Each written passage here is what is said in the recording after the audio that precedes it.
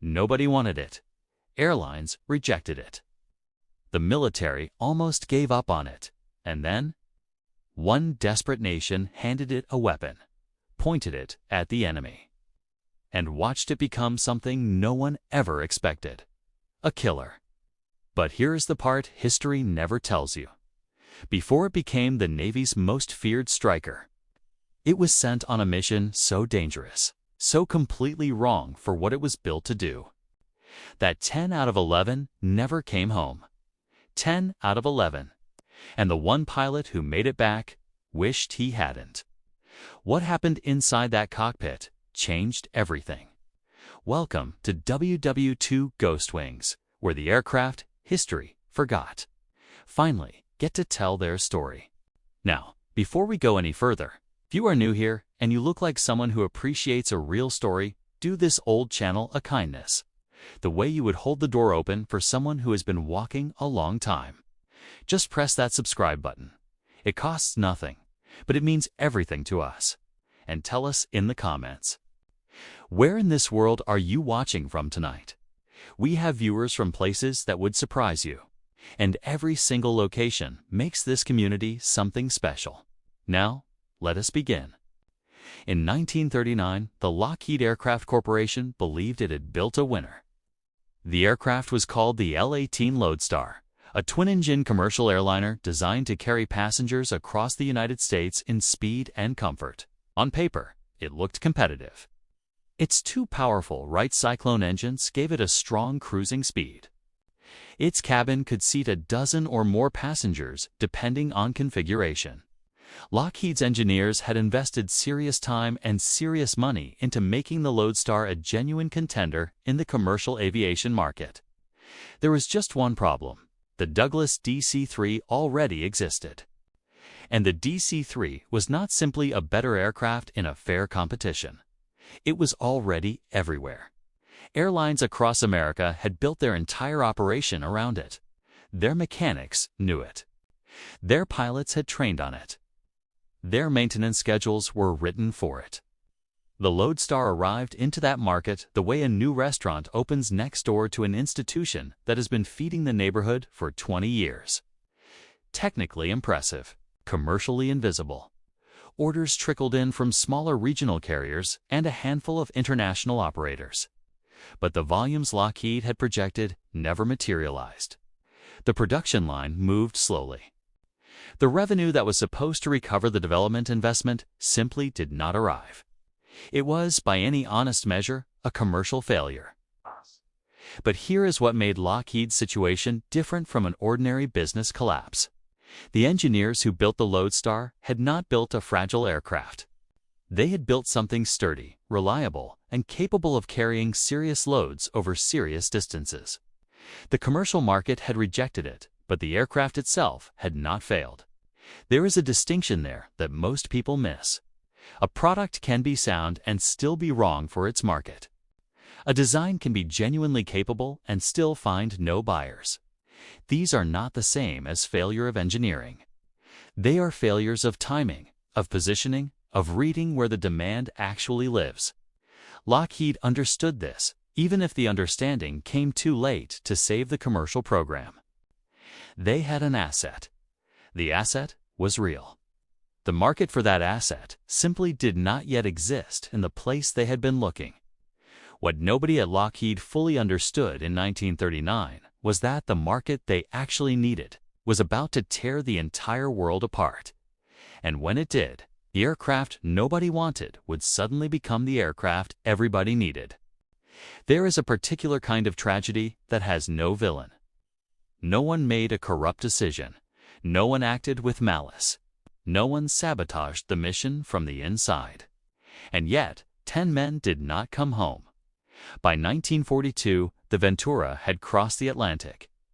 Britain had accepted it into Royal Air Force service, and the aircraft that Lockheed had engineered specifically for long ocean patrols, for hunting submarines across cold open water, for the patient and methodical work of maritime reconnaissance, was handed to Bomber Command, not Coastal Command, where it belonged. Bomber Command, where it would be asked to do something it was never designed to survive. The decision made a certain institutional sense if you looked only at the surface. The Ventura was faster than the Bristol Blenheim it was replacing. It carried a meaningful bomb load. It had defensive guns. On a checklist, it appeared qualified. But a checklist is not a battlefield. Over-occupied Europe in 1942, German air defenses had evolved into something genuinely lethal. The Focke-Wulf 190 and the Messerschmitt 109 patrolled the skies over the Netherlands and France with a confidence built from 2 years of combat experience. Daylight bombing raids were not exercises in precision. They were measured gambles against odds that grew worse with every mission. The Ventura was fast enough to outrun a Bristol Blenheim. It was not fast enough to outrun a Focke-Wulf 190. Squadrons began returning with gaps in their formations that morning briefings could not explain away. Crews gave the aircraft nicknames, the dark, sardonic kind that combat airmen have always used to process fear without showing it. But humor could not change the mathematics of what was happening. Then came the 3rd of May, 1943. 11 Venturas of No. 487 Squadron, Royal New Zealand Air Force, crossed the Dutch coast in broad daylight. Their target was the Amsterdam Power Station, a legitimate military objective, carefully planned, properly authorized. German fighters found them almost immediately. What followed was not a battle. It was a systematic destruction. One by one, the formation was torn apart. Aircraft fell. Crews disappeared into the cold geography below. And through all of it, squadron leader Leonard Trent held what remained of his formation together. Not because the odds favored him, but because his men were still flying and the target was still ahead. He pressed on. He dropped his bombs, and then his aircraft was shot down too. Trent survived as a prisoner of war. He was later awarded the Victoria Cross, the highest military honor. Britain could bestow for what he had done over Amsterdam that afternoon. 10 aircraft lost, 10 crews gone. One man's extraordinary courage recognized with a medal that could not bring a single one of them back. The institution looked at those numbers and could not call them acceptable. The Ventura was withdrawn from Bomber Command. And here is the business truth buried inside that tragedy. The aircraft had not failed. The deployment had failed. The Ventura was a maritime patrol platform forced to perform as a daylight strategic bomber. It was a scalpel handed to someone who needed a sledgehammer and told to perform the same operation. When a capable asset is placed in the wrong role, the asset takes the blame, but the fault lies with the decision that put it there. Every serious organization eventually faces this reckoning. A product launched into the wrong market. A talented individual placed in the wrong position. Capital allocated to a division that cannot use it effectively while another division starves. The loss is real. The casualties are real. But the asset was never the problem. Lockheed had built something genuine. Britain had simply not known or had not been willing to admit where that genuine capability actually lived. The answer was waiting in the one place the Ventura had always been designed to go: the open ocean, and the patient, invisible war being fought beneath its surface. There is a moment in the life of every misunderstood asset when someone finally asks the right question. Not, why is this failing, but what was this actually built to do? The Royal Air Force asked that question in the summer of 1943. And the answer changed everything. The Ventura was pulled back from Bomber Command quietly, without ceremony, without public acknowledgement of what those missions had cost. Institutional decisions of that magnitude rarely come with apologies attached. They come with reassignment orders and a new set of coordinates. The new coordinates pointed toward the ocean. Coastal Command received the Ventura. The way a craftsman receives a tool that someone else has been using incorrectly for a year. There was no dramatic transformation, no engineering modification, no fundamental redesign. The aircraft was simply, finally, pointed in the direction it had always been built to face. And it was immediately different. or Bomber Command had watched the Ventura struggle and bleed against German fighter interceptors. Coastal Command watched it perform with a quiet, sustained competence that surprised even its advocates. It was fast enough to run down a surfaced submarine before the crew below could receive a warning and begin their dive. It carried depth charges in sufficient quantity to do genuine damage when it found a contact. Its range pushed it into ocean sectors that shorter, lighter aircraft could not reach without turning back before the work was done. The submarine hunting role demanded exactly what the Ventura had been designed to provide: patience, range, speed at the moment of contact, and enough firepower to make that moment count. But the more important development was happening simultaneously. Across the Atlantic, the United States Navy had been watching the Ventura's entire journey with the focused attention of an organization that understood, better than most, what the Pacific Ocean was about to demand of its aircraft.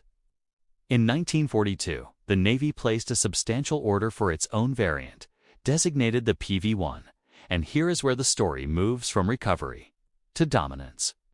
The Navy did not inherit the Ventura's institutional baggage. They did not see an aircraft that had struggled over Amsterdam or limped back from raids over the Netherlands. They saw a platform with genuine maritime credentials: fast, tough, capable of carrying torpedoes and depth charges, equipped with forward-firing guns that could suppress anti-aircraft fire during low-level attack runs. They saw what the aircraft actually was, and they used it accordingly. PV-21 squadrons deployed across multiple theaters simultaneously. In the North Atlantic, they hunted German U-boats alongside British and Canadian aircraft, tracking contacts reported by convoy escorts, then racing in low and fast before the submarine could dive deep enough to escape. In the Aleutian Islands, they flew through conditions that would have grounded most aircraft: fog banks, icing instruments, zero visibility, runways carved from frozen gravel at the edge of the known world. They flew night searches along Japanese shipping lanes using radar to find targets in absolute darkness. They served as pathfinders for formations of B-2 for Liberator heavy bombers. They flew reconnaissance missions in stripped-down variants that crews built themselves in the field because no official manual covered what the Pacific was asking them to do. And through all of it, the aircraft held. Now step back from the cockpit for a moment and look at this from the elevation of business strategy. What the United States Navy performed in 1942 was not a miracle of engineering. It was a miracle of correct positioning. The same asset that had been catastrophically misused over occupied Europe became the Navy's most versatile maritime weapon, not because it was rebuilt from the ground up, but because it was finally deployed within the boundaries of its actual design capability. This is the pivot that most organizations never execute cleanly. They invest in the wrong correction. They try to modify the asset to fit the wrong role, rather than moving the asset to the role it was built for. Lockheed had not built a failed aircraft. They had built an aircraft that was waiting for an operator disciplined enough to use it correctly. The Navy was that operator. And once the alignment between asset and application was finally established, the only question that remained was how far that capability could be pushed. The engineers at Lockheed already had an answer in development. It was longer. It was heavier. It carried more fuel than anything the patrol squadrons had ever flown before. And it would take everything the PV-1 had proven and extend it far beyond what anyone had thought possible. There is a difference between an aircraft that wins a war and an aircraft that ends one. The PV-1 had proven the concept. It had demonstrated across thousands of miles of open ocean, across fog-choked Aleutian approaches, across pitch-black Pacific shipping lanes, that the design descended from a failed commercial airliner could perform at the highest levels of operational demand. But the Pacific Ocean is not a forgiving examiner, and the men flying those missions were sending back the same message through every channel available to them. We need more range. A submarine contact reported 200 miles beyond the PV-1's comfortable fuel margin was not a contact that could be prosecuted. It was a contact that escaped. A Japanese supply convoy spotted at the outer edge of patrol coverage was a convoy that would reach its destination, resupply the forces holding the islands, and cost Allied ground troops time and blood to overcome. The gap between what the PV-1 could reach and what the Pacific required it to reach was not a minor inconvenience. It was a strategic liability. Lockheed's engineering team understood this with complete clarity. The man leading the response was Jack Wassell, one of the company's most experienced design engineers, and the problem he was solving had no elegant shortcut. More range meant more fuel. More fuel meant more weight. More weight meant a fundamentally different aircraft, not a modification, but a reinvention built on a proven foundation. What emerged from that process was the PV-2 Harpoon. And from the moment it rolled out, it was clear that this was not simply a PV-1 with larger fuel tanks. The wingspan was significantly extended, growing beyond the PV-1's already substantial span to provide the additional lift required to carry the increased fuel load without sacrificing climb performance. The internal fuel capacity expanded dramatically, pushing the Harpoon's operational range to approximately 1,800 miles under optimal conditions, nearly double what its predecessor could manage. The bomb bay was redesigned with a convex lower surface, a subtle but important engineering decision that allowed the aircraft to carry larger weapons, more depth charges, or a combination of ordnance types that patrol commanders could configure based on the specific threat they expected to encounter. The cockpit windshield was redesigned with a curved profile that reduced glare during low-level attacks over open water, where reflected sunlight could blind a pilot at precisely the moment his targeting accuracy mattered most. The forward armament was expanded to 5 .50-caliber machine guns, giving the Harpoon a frontal firepower concentration that made head-on attack, runs against defended targets, a genuinely viable tactic rather than a desperate gamble. Every single one of these changes traced directly back to operational feedback, not theory, not internal assumptions, not an engineering team designing in isolation from the realities of combat. Real crews, real missions, real gaps identified at real cost. This is the discipline that separates organizations which produce one capable product from organizations which produce generations of dominant ones. Lockheed did not ask what they could build. They asked what the war was teaching them, and then they built the answer. But the Harpoon's early operational history carried a serious warning that no honest account of this aircraft can omit. The extended wingspan that gave the PV-2 its range also introduced a structural vulnerability that manifested under combat conditions in a deeply alarming way. During dive bombing attacks, the wider wings began showing stress deformation.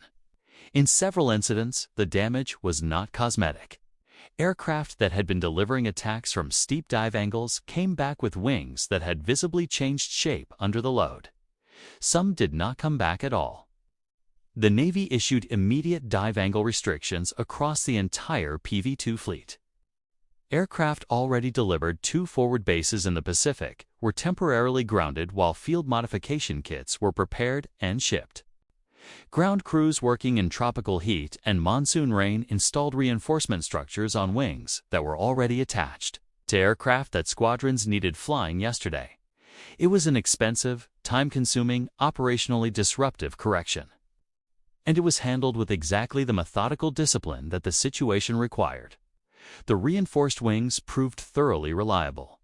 The dive angle restrictions were lifted. The Harpoon returned to full operational status and proceeded to become the dominant land-based patrol aircraft of the United States Navy's final years of war. By 1945, nearly half of all Navy patrol aviation squadrons had converted to the Harpoon. Squadrons flying from Bermuda pushed deep into the central Atlantic, covering ocean sectors that U-boats had previously considered beyond effective Allied reach. Harpoons flying from Tinian and Guam struck targets that had previously required the far heavier and far more complex B-29 Superfortress to engage. The aircraft that had begun as a passenger transport that could not sell a single commercial seat had become the instrument that closed the last gaps in Allied maritime coverage across 2 oceans simultaneously. Now step back once more and read this not as aviation history, but as a precise business case study. Lockheed began with a commercially failed asset. Rather than abandoning it, they listened. Rather than defending the original deployment, they corrected it. Rather than treating early operational failures as reasons to walk away, they treated them as engineering data. Every iteration of this design, from the Lodestar to the Hudson, from the Hudson to the Ventura, from the Ventura to the PV-1, from the PV-1 to the PV-2 Harpoon, was driven by one discipline and one discipline only: the willingness to hear what reality was saying and respond to it honestly. The organizations that endure across generations are never the ones that build the perfect product on the first attempt. They are the ones that build something real, deploy it honestly, listen to what breaks, and come back with something better. The Harpoon did not win the war with a single dramatic strike. It won it the way most wars are actually won: patrol by patrol, contact by contact, mile by mile across oceans that asked everything of the men and machines sent to cross them. And when the last patrol finally landed, the aircraft that nobody had wanted became the one that nobody could have done without.